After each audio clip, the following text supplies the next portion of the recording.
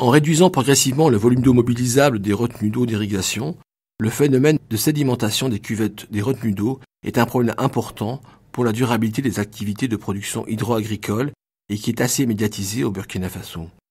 En effet, les producteurs exploitant les berges des retenues sont pointés du doigt comme les principaux responsables de l'ensablement des barrages.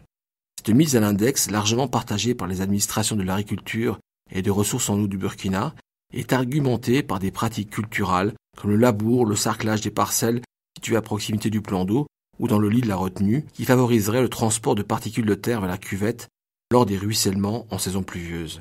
Cette vision locale de l'origine des apports sédimentaires doit cependant être fortement nuancée par une vision plus large à l'échelle des bassins versants et ces zones de ravinement et d'érosion en nappe liées à la dégradation des terres.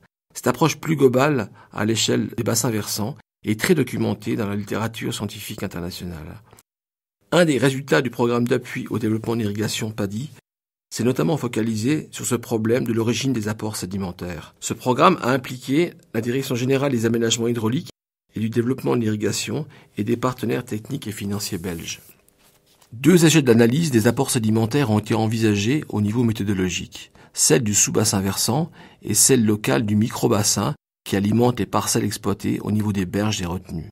Des dispositifs spécifiques de suivi des écoulements et du transport solide ont été mis en place pour ces 2 échelles avec des stations hydrométriques pour les sous-bassins versants et des collecteurs diviseurs d'écoulement pour les parcelles en berge.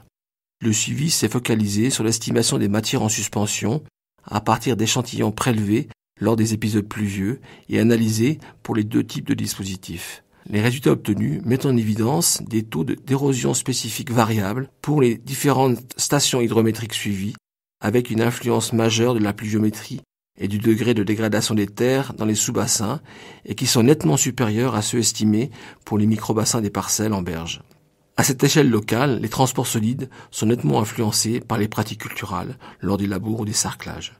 Un bilan annuel sédimentaire global de la retenue de Moctedo a été entrepris sur la base des apports sédimentaires estimés pour les 2 échelles d'analyse et de l'estimation du volume annuel de sédiments qui se déposent dans la cuvette obtenu par l'analyse de carottes de sédiments.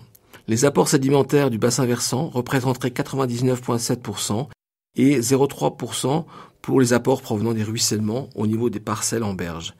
L'efficacité de piégeage des sédiments de cette vieille retenue fortement sédimentée, mise en eau en 1967, serait de 56%. 44% des apports sédimentaires en suspension seraient donc exportés vers l'aval par déversement des crues de la saison pluvieuse.